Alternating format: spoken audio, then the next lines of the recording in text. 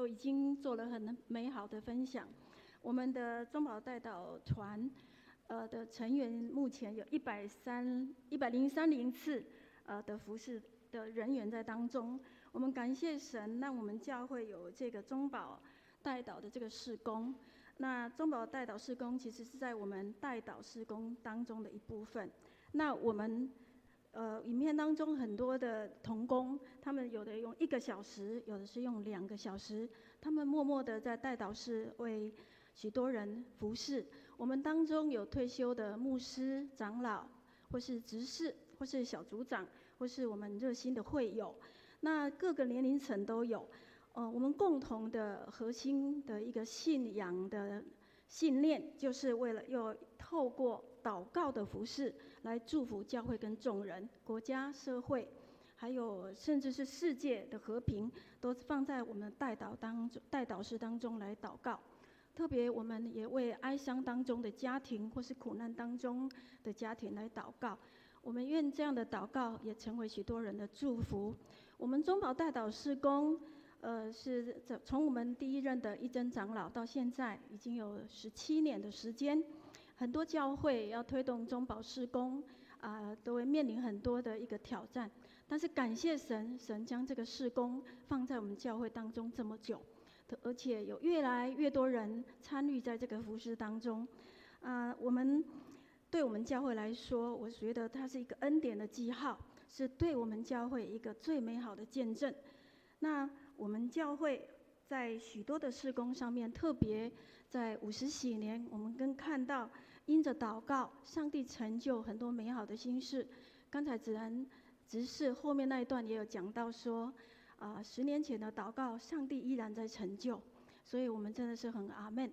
那神奇妙的作为在我们教会当中，所以我们教会有这个中保事工，我们有代祷卡，可以让会友来书写你的困难，或是你想要被代祷的事情。那我很感谢神，我也为我上个礼拜我的小媳妇跟孙女受洗，我很感谢神。我们在去年我们结婚后，我就开始写代祷卡，我应该有写过2次，2次就祷告半年，所以鼓励大家都可以写代祷卡。那我们觉得说，跟自己的家人传福音其实很困难，我也觉得很困难。但是我们把它放在祷告中的时候，神他会自己来做工，透过这么多代祷者，这样100多次的代祷，每一个礼拜有这么多的代祷，你们把你的代祷放在当中，在写代祷卡的时候，就是一种交托，也是一种信心的一个开始。所以欢迎你来写代祷卡。那我的媳妇她是从来没有去，我问过她，她说她从来没去过教会，也没有人向她传过福音。可是我就想说，我们怎么带领她？可是神跟我说，你就把她当成是幸福小组的 best 来带就好了。我要感谢神，我们就是这样带领的当中。我先生很大胆的问他说，我们那个大概3月中的时候，我先生就问他说，那个复活节快到啦，小妍要不要来受洗呀？我媳妇啊毫不考虑的就点头。后来就继续问他说，那你也一起来受洗好了，你是妈妈，抱着小孩受洗更有意义哦。他也非常顺服，就点头。所以真的感谢赞美神哈，当然也要感谢我们的代祷同工，他们在代祷室里面的代祷，真是成就美好的事情。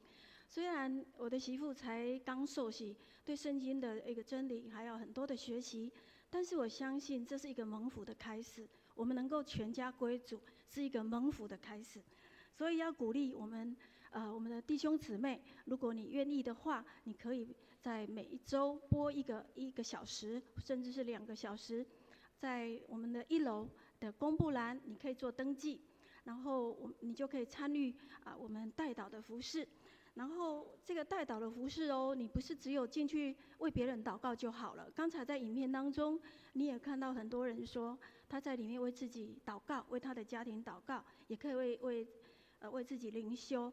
那当中也有人会说我那天心情很低落，在里面哭了1个小时。他说：“哇，志波老师，我都没有祷告这样怎么办？”我说：“没关系，当你在里面流泪祷告的时候啊，神他在兼顾你，神在要让你成为一个更有力量为别人祷告、为自己祷告的代祷者。所以，我们这个事工是永续经营的，是不断的要往前走的。这个祷告事工要成为我们教会的祝福。好，那我们的我们的我们的代祷卡有3种，黄色的应该大家都知道，黄色的就是要写一般的代祷卡，或是紧急的，或是不公开，你不想让其他人知道，那你可以打勾不公开。当然，所有都是保密的。好，那蓝色的就是任何事工，我们有开办各种事工，你就可以在上面书写。那粉红色的就是说，如果有回应神，你回应你的代祷，麻烦你就写一个应允卡，我们同工就知道。我们也会继续为你的应允卡祷告，不是放在里面而已，我们会为这个代祷卡来献上感谢。我们也感谢神，我们在代祷当中，我们祷告的树第2集已经要出版了，已经完成了，感谢神哈！在很多同工的努力下，已经完成了。在8月的时候，周年庆的时候，我们发给每一个会友的家庭1本。谢谢大家，我们愿大家都有一个感动的心，成为代祷者。如果愿意，你就到1楼的公布栏来登记你的时间。谢谢。